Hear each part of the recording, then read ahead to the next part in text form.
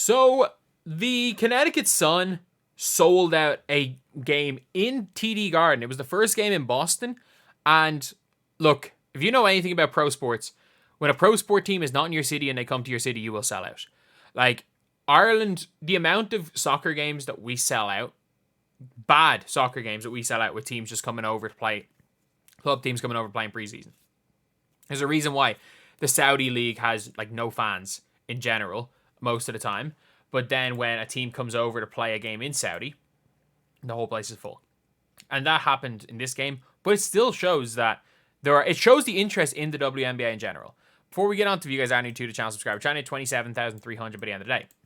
But this more so than anything it just shows the interest in the league as a whole, is that it is now one of those, it is now like, I say that it's common, but like I'm talking about like European football. That's common in. If the WNBA is now one of those leagues where if a team who doesn't normally play in your city is playing in your city, and they're going to pack out they're going to sell out. That just shows when it's like, the leagues that can do that, especially in America, are obviously the NFL could do it. The, what's the names could do it. Like basketball, football, baseball, hockey might be able to do it. But WNBA seems to be able to do this. I don't think the MLS could do it. I don't think if there was a big football stadium and an MLS team played outside, they could sell out 20,000 seats. Just for that. I don't think they could. Especially when it was the Sparks. And Dejanay Carrington was still not happy.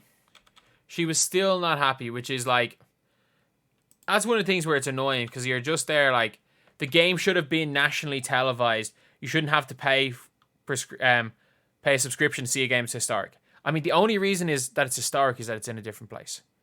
And that's the thing where it's like, they sold out. That was the historic part. Dude, no team broke 70. No team broke 70. Like, you sure as hell should be thankful that that game did not get shown. That was a bad basketball game. Albeit, Dejanay Carrington herself hooped. She absolutely hooped. Alyssa Thomas, she's getting them assists up. She's getting them boards and assists up because, in fairness, she did shoot the ball 12 times, but like, she's only averaging 11 a game. But it's fine when you've got shooters around. Marina Mabry is struggling. She had a good first quarter of her first game. She's really struggling since then. And the LA Sparks are just trying to lose games. So they don't really count as a WNBA team. They're just trying to lose games. So, like, if you're Dejanay Carrington, you probably should. Like, you probably should be in a way thankful.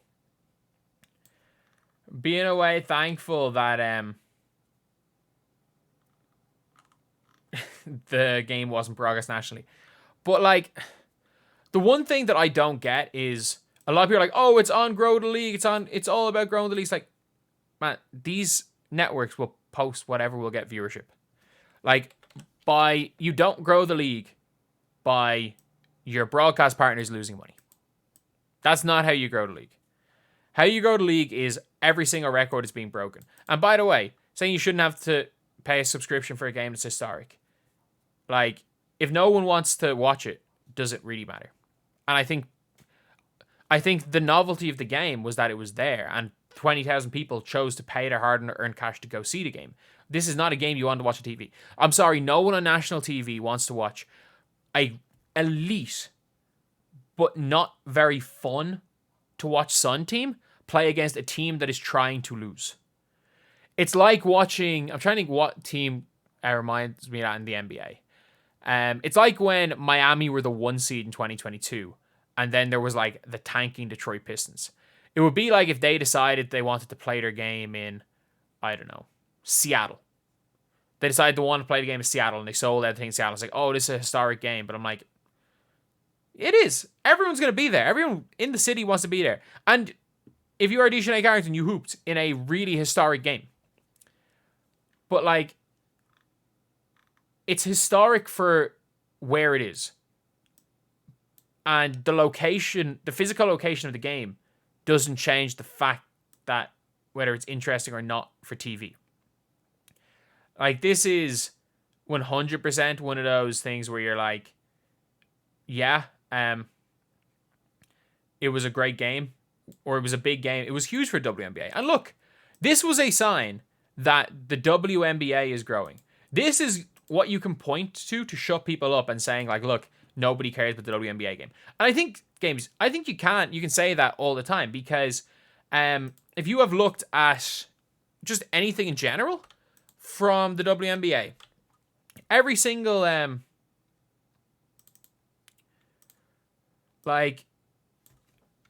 every single game's getting more viewers. Every single game is getting more viewers than last year. Players are getting more known than ever. Like everyone being like, A'ja Wilson's not getting enough coverage. A'ja Wilson is the most covered player outside of Caitlin Clark and Angel Reese, who are just celebrities. A'ja Wilson is getting twice as much coverage as she's ever gotten. She's 10 times more famous than she's ever been. So, and she's already getting put in GOAT conversations. This game probably would have had a lot more viewers this year than it did last year. And look, if the whole grow the game thing wasn't actually happening, people are like, oh, they're not actually trying to grow the game, they're just trying to grow one player. If the grow the game thing wasn't happening, you're not selling out 20,000 seaters in TD Garden. First of all, you're not even getting the game moved to TD Garden. Like, we can't forget that WNBA teams were sometimes struggling to get 3,000-4,000 people at games last year. Now, any of those small stadiums are selling out every single time. It was the Liberty and the Aces last year. Nobody else could sell out tickets. And now you're seeing teams sell out, not just for Caitlin Clark. Exactly what the WNBA wanted to do has happened.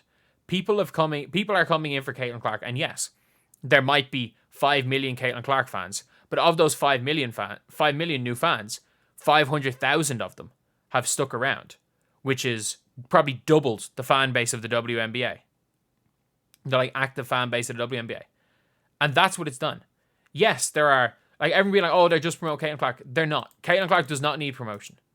Caitlin Clark is already the biggest star. I think she might be, at this point in time, the biggest star in American sports. I'm not joking.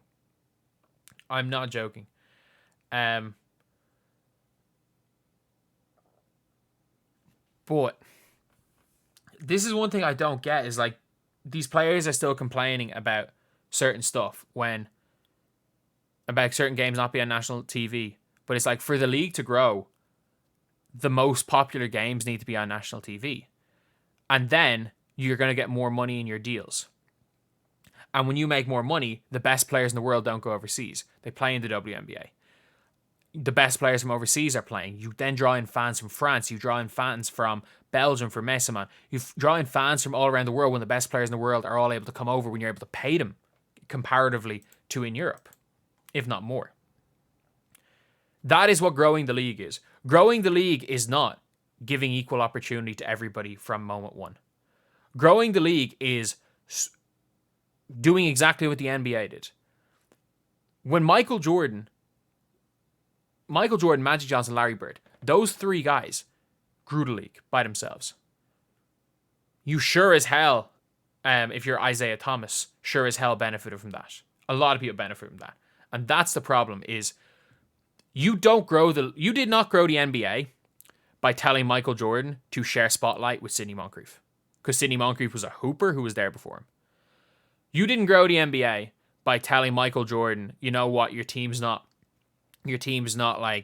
absolutely championship level, so we're going to go and instead we're going to promote Mark Price and the Cleveland Cavaliers because, their team's a little bit better than you and, we have to be fair. You don't grow the league like that. What you do grow the league is getting as many eyes as possible on the biggest games so you can get more money in advertising, you can get more money in brand revenue, you can get more money in future TV deals, you can renegotiate in 3 years' time to get even more. And what people are watching for a Caitlin Clark, for an Angel Reese, for an A'ja Wilson, they get to see you, the best perimeter defender in those games. And maybe people are going to be happy about that. But now, it's been so long since you've played against a Caitlin Clark that Dejanay Carrington, in the general public amongst casual fans, she's known as Nalissa Smith's girlfriend with no filter who hates Caitlin Clark. Dejanay Carrington has gone from the start of the season being seen amongst new fans as, oh my god, she's this unbelievable perimeter defender. That hasn't changed.